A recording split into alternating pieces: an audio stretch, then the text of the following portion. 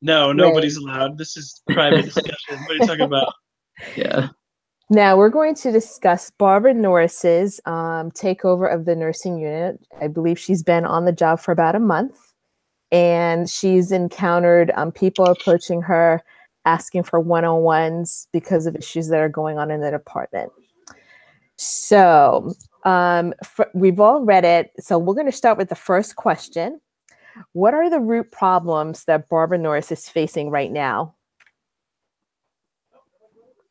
A lot. I mean, it's a well-standing. It's well known that let's see, the acronyms are. She's at is it EMU? I'm trying to remember what it is. Mm-hmm. She's in the GCU department, whatever, the general surgery unit. That's what it is. So in the general surgery unit,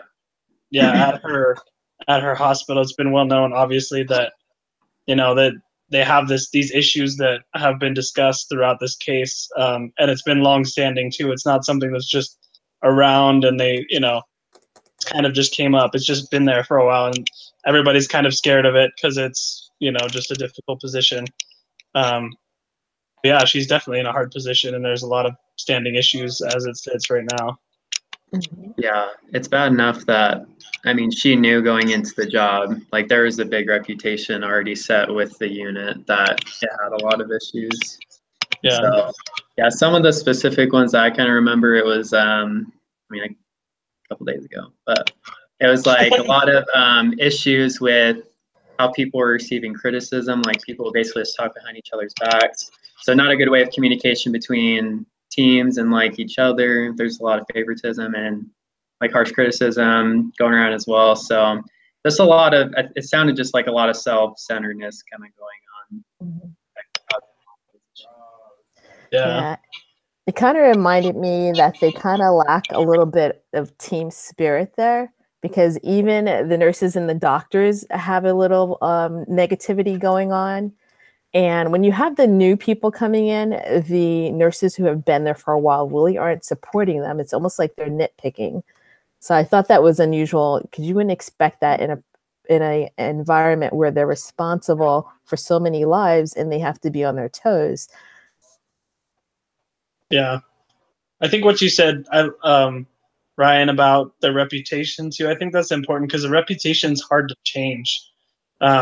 Once you have a reputation, it's kind of ingrained in what it is. And the sad thing is people kind of embrace that reputation too, not whether it's good or bad. They just understand, well, this is how it is and this is how it's going to be, and that's that.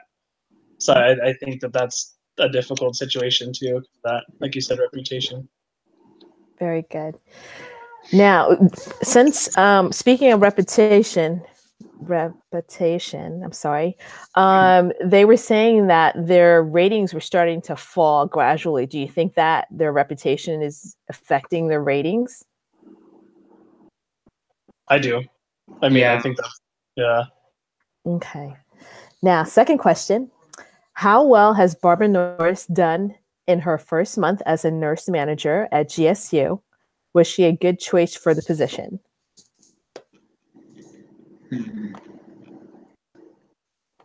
I think it's too early to tell. 1 month is not enough time to give anybody in any situation, unless they do something extremely horrible, But I mean, she hasn't done that. She's trying to put stuff together, but you're going to have a first couple months in a position that's acclimating to your position. So I wouldn't say really she's done a great job or she's done a bad job. I think she's headed in the right path, actually, because she has those forums. I think that's a really good idea. That's the communication is what they lack, and that communication will lead to a lot of other stuff, happening. So that's a good source for that, at least, and keeping that transparency going that she wants to maintain from the other gal. I don't remember her name off the top of my head, but that gal. But yeah, so I think she's doing a good job. It's just hard to tell really if she's there yet, Yeah, with what they gave, well, just from what they gave, it just seems like she at least did a good job of identifying all the root issues and kind of bringing them to light among the other people as well. Kind of like I think everyone obviously knows there's problems, but just like what you talked about, having those forums where they just get together and kind of talk about it as a group, just so that people can kind of share grievances. So she's done a good job at least identifying the root problems and letting everyone kind of see where other people's views are with them as well. But yeah, I agree. It's kind of hard to say yes or no because it is so early. So it kind of depends on where she was to go on from here, you know, what she does with, now that everyone's kind of aware of the issues and she's pretty aware of them now, like what kind of plan of action she's going to take and everything. Right. Yeah, I agree. I kind of thought, although she had been there only for a month, I kind of felt like she was starting off on the right foot, as Jay said. And the reason I say that is because she seems to have an open door with her coworkers as far as communication goes. And considering 29 people approached her and asked for the one-on-ones, to me, that's saying that the previous person wasn't open to hearing about anything that was going on. Therefore, that's a reason why the changes didn't happen. So I think that, you know, her being receptive and acknowledging what's happening and going on and willing to make the change. And I like that she did do those group meets because it shows that she's allowing them to step up to the plate, not only in voicing their opinions and what's going on, but they're going to have something to do with the changes that are going to happen also, because it's up to them to make the change. So I thought it was neat that she asked them what would they like to change and, you know, how do they feel about the department and stuff like that, because then change starts with each individual person. And as they start to adopt and make that change, the department will become better as a group, adjusts going forward. Definitely. Okay. Did anybody else have anything else to add? Well, kind of. I guess it's more of a statement. How interesting it was. I thought it was funny how it kind of like laid out like, okay, these are problems, and then the case study just ended. Like, Yeah. Not that I mind that it's like 5 pages only. I'm not complaining. I'm just saying I just found it interesting that it was like, okay, here are your issues. We finally like figure out what's going on, and then done. Even though we have like no information prior to that really that much, so it's like it was kind of a vague story. Yeah. Now, question number 3 is, what changes is she trying to make and why? Well, the big one that we've already kind of touched on is just making it so that the communication that happens is done not in like select groups, I guess, about like behind people's backs. I think she's trying to just establish like a more open channel of communication among the people, because that, if I remember right, that was kind of one of the big issues, is that people were like talking behind each other's backs about, you know, certain things that they didn't like about this person and how they didn't like that this person didn't have as much experience, whatever it was. So she so far done a good job of, you know, just establishing the open communication between everyone, so that instead of having those like kind of behind closed doors negative conversations, it's done in a more positive and constructive way, so that people can you know, I guess improve on that. Because always, and one of them said even is that like, she's like, I want to know what I can do better so that I can like continue to improve. And so that, you know, those people, there's people that were looking for that, so she's at least got that going. So Yeah. My kind of thoughts on it are kind of to expand on what you're saying is I think she's doing a good job with the transparency, but I don't know, maybe what you guys are saying is different from what I feel like I read. I thought that they were saying that the nurse before her was pretty transparent, the gal that ran it. I thought that they were saying that. Did I remember that wrong?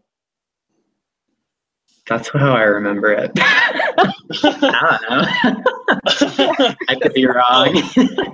I don't know, but I guess I'll go remember. off what I remember and I'll just wing Go it. for it. But so from what I probably remember, I thought they said that she was pretty good at being transparent before, you know, the lady who was her predecessor. But I think what she was poor at was following through with, you know, people might have been transparent with her, but they weren't transparent with each other. And that's what I understood when I was reading it. Maybe I read it wrong. I don't know. But so I think what Barbara's trying to do now is she's trying to create transparency, not just with her, with, you know, with her relationship, but with everybody's relationship between each other. I don't know, like I said, I don't know if this is true, if I read that even right, but that's kind of how I feel she's trying to go that route, where she's trying to get everybody as that open book, because as soon as everybody's communicating, talking, then it's going to really start clicking for everybody. So I thought that was really good that she's trying to open that transparency, not just between her, but between everybody. Mm-hmm. Yeah. I kind of thought that I agree with everything you guys said. Plus, I think that she's also trying to build up the morale, trying to get them more supportive of each other. And I like how she mentioned the overtime. It almost seems like they were like a little too overworked or understaffed. And she brought them in and allowed them to be a part of the decision as to whether or not they prefer to work a little extra and a little harder, or would they prefer to hire an administrative person or some type of a secretary. Mm-hmm. So I think in her involving them in some of the decisions, that shows them that she's there and she's willing to make the changes, as long as they're willing to step up to the plates and take responsibility for some of the changes that have to happen. And I also like that she kind of like presented it like it's a shared change that's going to happen. It's not something that's going to rest only on her. And I kind of like that too, because then when you're the only one making decisions and then you have people coming back complaining because they had no input, that's stressful. And I think the way she did it not only relieves the stress for her, but it relieves it from them also, because everybody knows, okay, good, we have a change is going to happen here. And I think at that point in time, they were all feeling a little better. Mm-hmm. Yeah. I agree. All right. Now, question number 4 says, what are 3 obstacles that are affecting change? And Norris should anticipate, and how should she address them?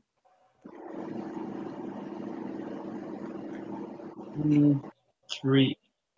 Does it have to be? I think we could do the 3. I'll start off with the first one. Okay. I'm hoping I come quick. I think one of the changes he's going to face is going to be stubbornness, because people are set in their ways and they're used to backstabbing each other and talking about each other. So I think she's going to have to follow up with a couple of people regarding that. And I think also that in order to get the change to happen, she's definitely going to have some type of conversation with the doctors, because the doctors kind of were doing the same thing the nurses were doing. So you can't have one side changing and not the other. Yeah, I agree with that. I think the other one that, well, I guess resistant to change is kind of what you're saying. Which I think, there's that one gal who always complained about the technology and stuff like that. Mm-hmm. I don't know. I kind of just, I guess I'm expanding on what you're saying, not creating another one. Because I do really think that's probably the number one, the biggest roadblock that stops people from making a better situation is resistant to change. Being stubborn, like you say. And there's a lot of it. I mean, you hear in there the short amount of conversations that we got in their forums, they talked about all that kind of stuff. The gal who didn't want to learn more about the the new systems, that stuff, the older gal.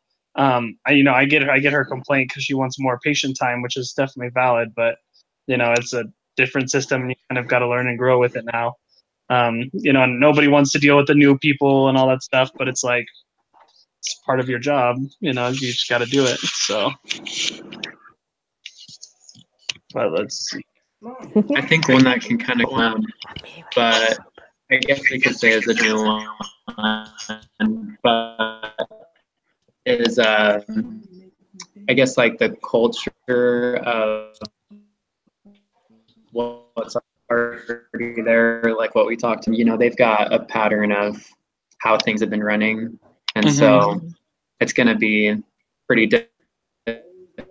difficult to change the whole culture of the unit, just because they're so used to things being the way they're not super positive. That's kind of what they're used to, and so people don't. You kind of broke up a little there. Oh, I was just thinking, if you were the professor and we had to listen to you give a lecture, we would all be failing the test I know. like every other word. I got like parts of that, and then you just turned into a robot at the end. That made no sense. sorry. That's You're okay. good. Culture. Did anybody mention communication?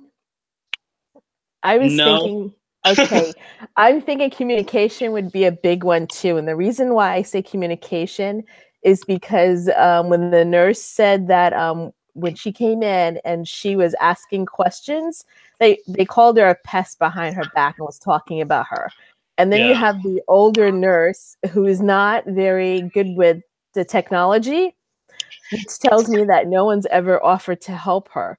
So I'm thinking that if they work on communication with the younger people coming in who are usually a lot more technical savvy with computers and programs and software, and the older people who are already there, if they communicate well, they can not only learn from each other as far as the software, but then they can also learn to be a better unit and maintain, their patients a lot better.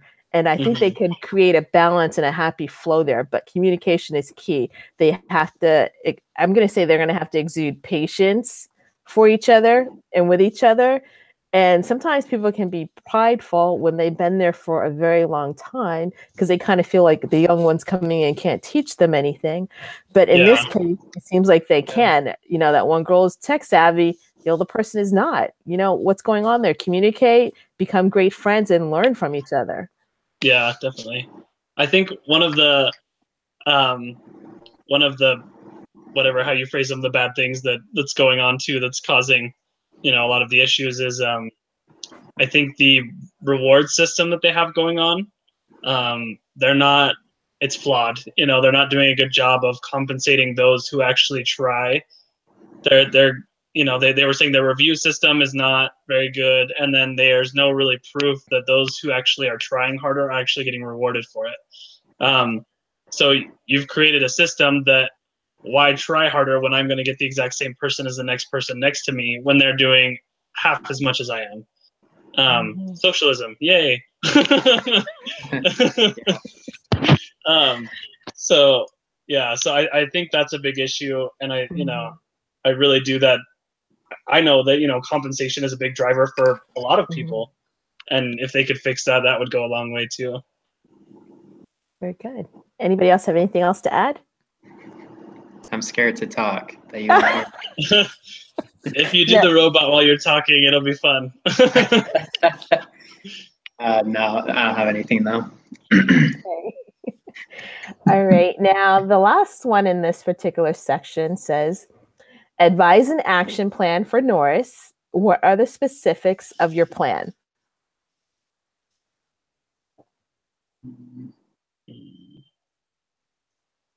Well, one thing that I put in like my case study that I wrote up was what Jay, you just mentioned about the reward system, getting that changed. Because I know for me, it's hard they've told us before, it's hard for us to get like raises just because we're kind of limited on what the school will provide our office or whatever. And so it's kind of hard because I've worked there for so long, I feel like I should receive more than I do. So it can be really hard, just to keep working there knowing that I'm probably not going to get a lot more money. But I think just fixing that reward system in some fashion to target those that are putting in more effort and receiving more positive results from their patients and creating that positive, vibe in that unit, obviously deserve to be paid some sort of additional compensation or something. I'm not sure what that would be, whether it's just a raise or a bonus or maybe something different, but definitely just adding something into a reward system so that those employees that are putting that extra effort will continue to do that and maybe push other people in the unit to want to do the same as well. So. Yeah. I mean, I definitely had a couple points in my plan of action, but I do think that a big one was the patients the patient care. I think the older gal that had that gripe, I do think it is a valid one in the medical field. So that kind of, I mean, with my baby, we spent 2 months in the hospital over the course of this last 6 months. So I get that, because there were, and where we were in like the pediatric intensive care unit where people were very dedicated and it was awesome. But we've also been in circumstances in hospitals where we were just in the regular emergency room and we wouldn't see anybody for hours and hours and hours.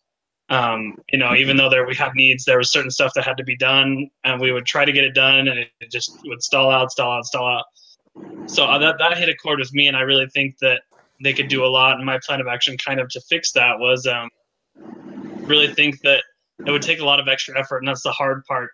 But it could be very rewarding that as soon as they start helping each other out, I think that's going to allow them to really spend more time with the patients.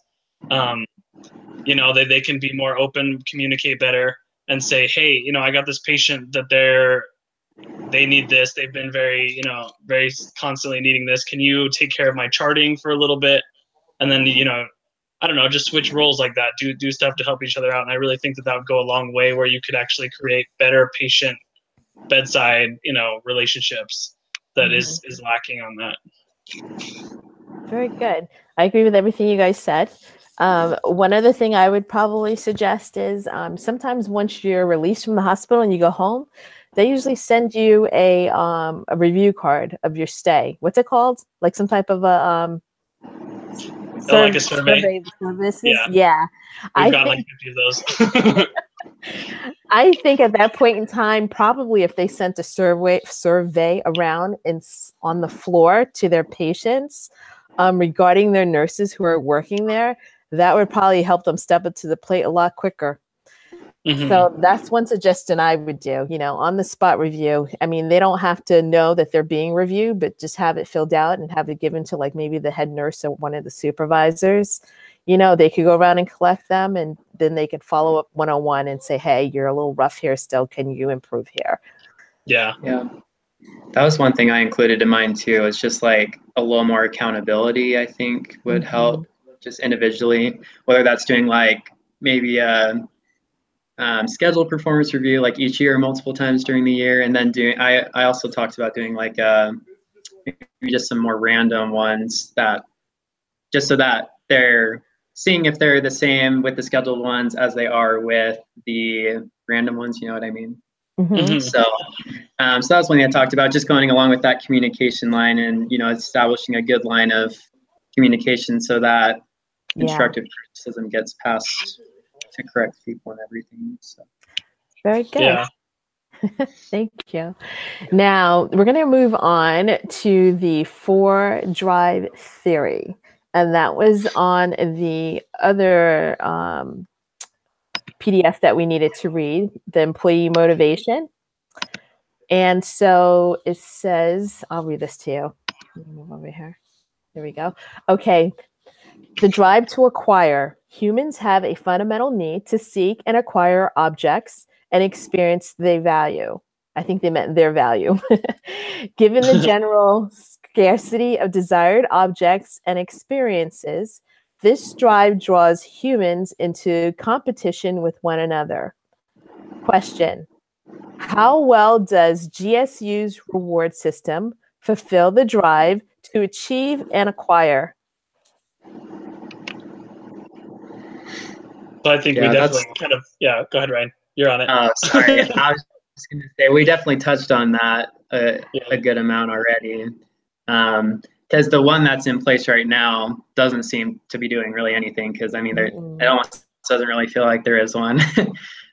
So that's definitely something that would need to be fixed, so that, because right now, there are those people that shared, like, I don't really have any reason to go above and beyond for anything, because I'm getting paid, and compensated the same way everyone else is, regardless of their efforts. So definitely something would need to be changed for sure.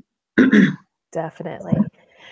Now, the second one, did you want to add, Jay? You're okay?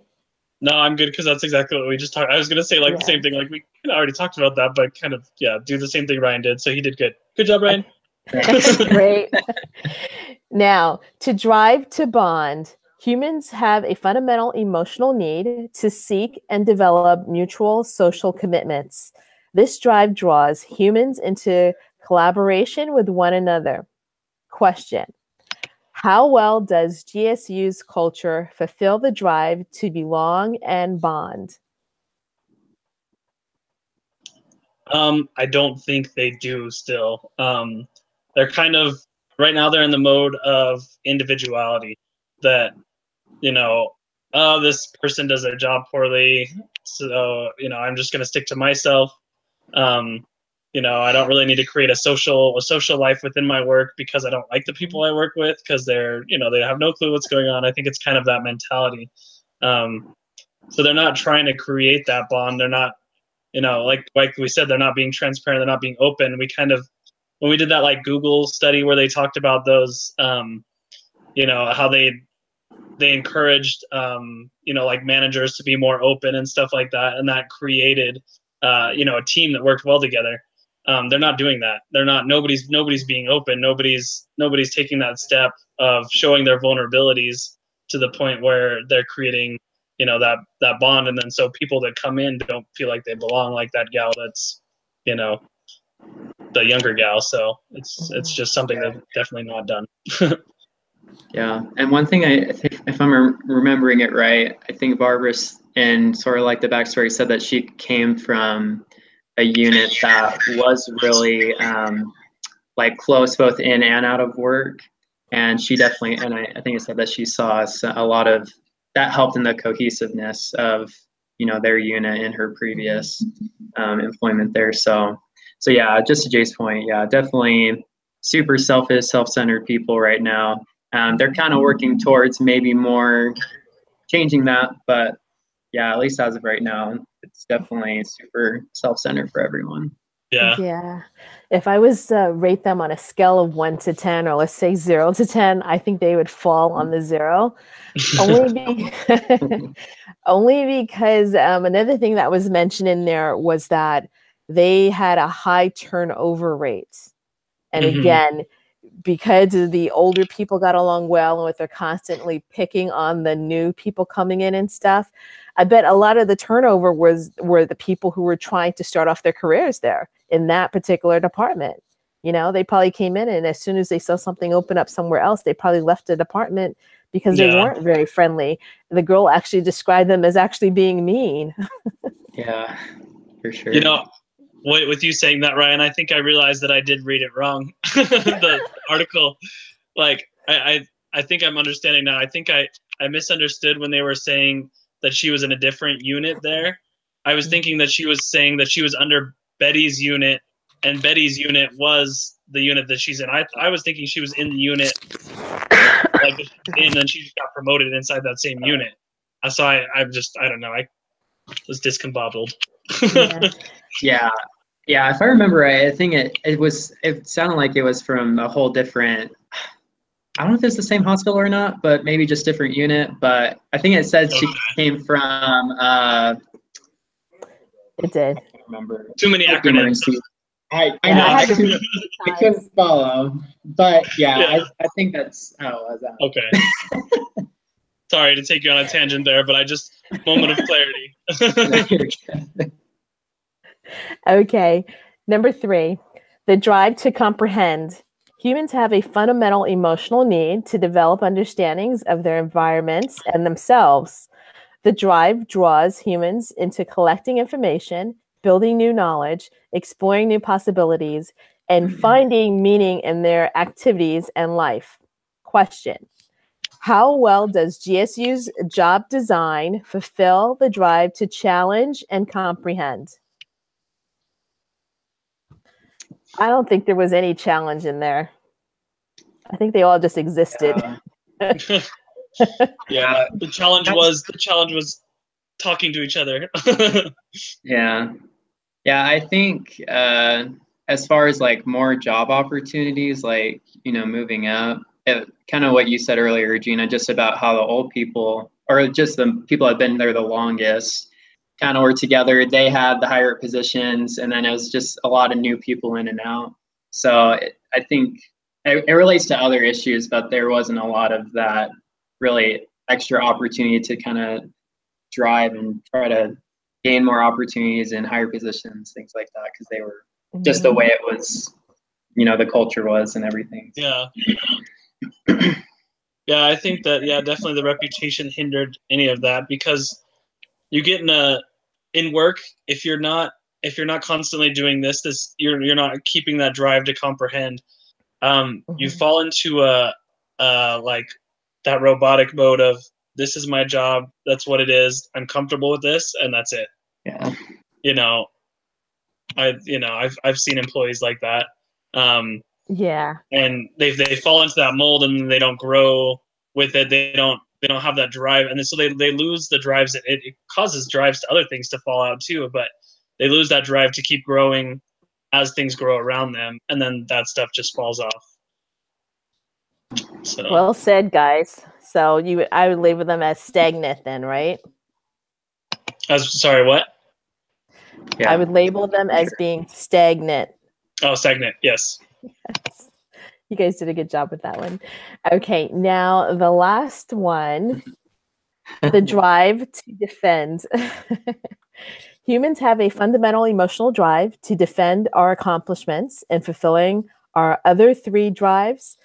When such accomplishments are threatened, humans experience fear or anger and respond by flight or fight. Question: how well does GSU's performance management system fulfill the drive to depend and defend? I don't think any of that's going on there. Yeah, I was just thinking that. I was like, it doesn't. Yeah. That's like our answer to all of them, though, right? Yeah. Like, yeah, I don't think it does. And I think that's probably because of the previous one. Like, they're stagnant.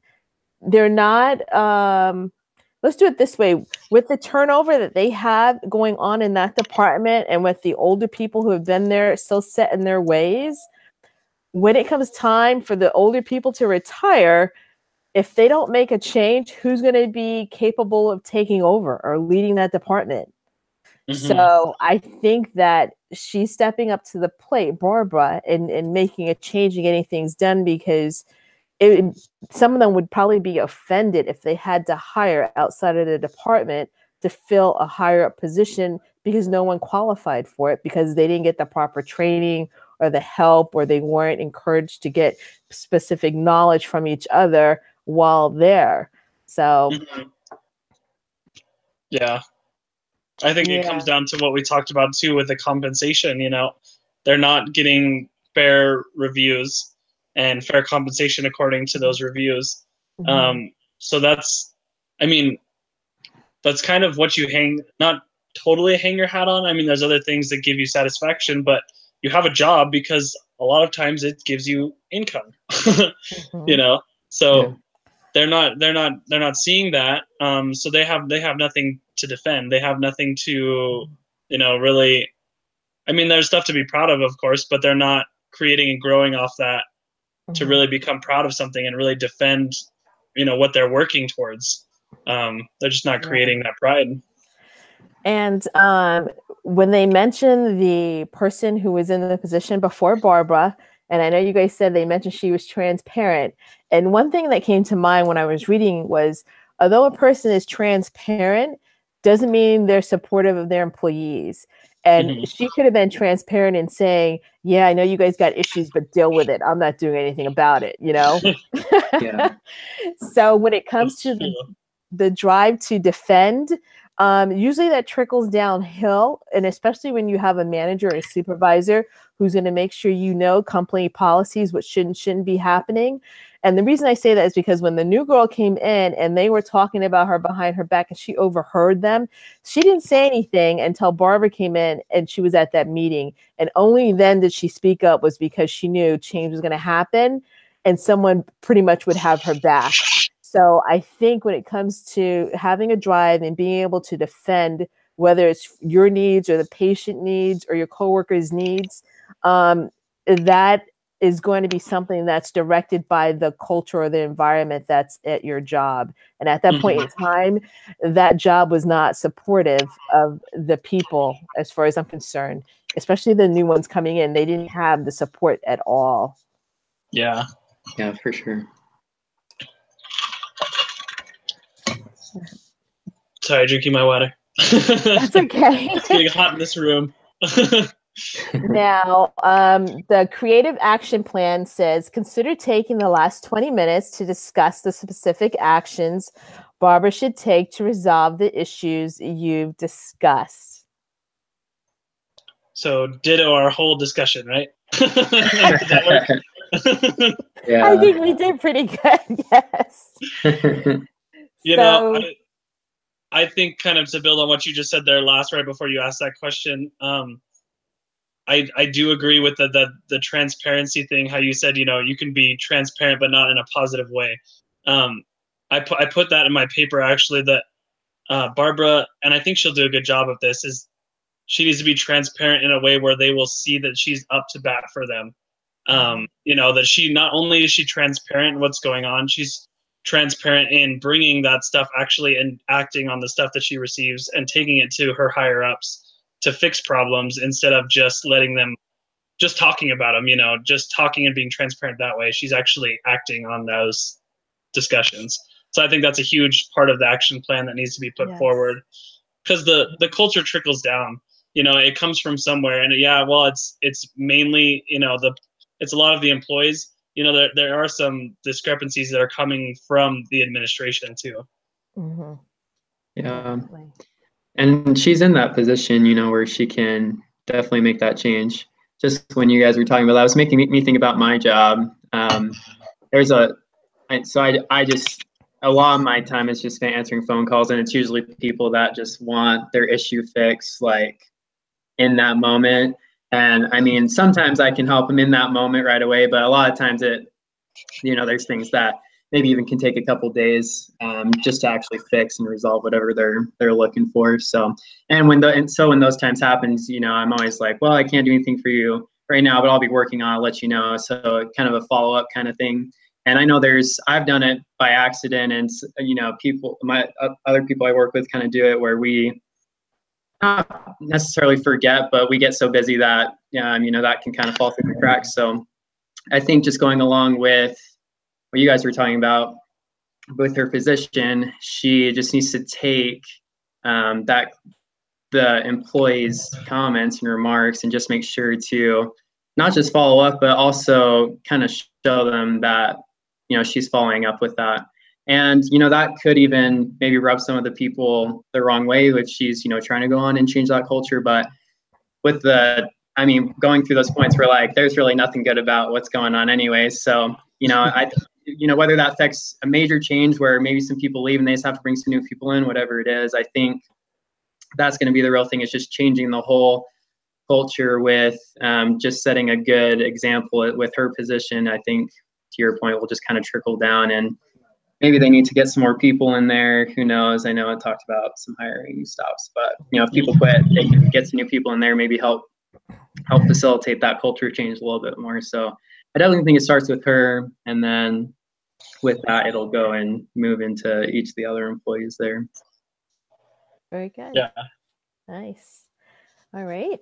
Did anybody else have anything they wanted to say that they didn't get a chance to put out there before regarding anything? No. This is when Nick jumps in and just finishes up, right? Yeah. Okay, we did a good job. I'm going to stop the broadcast now. Okay.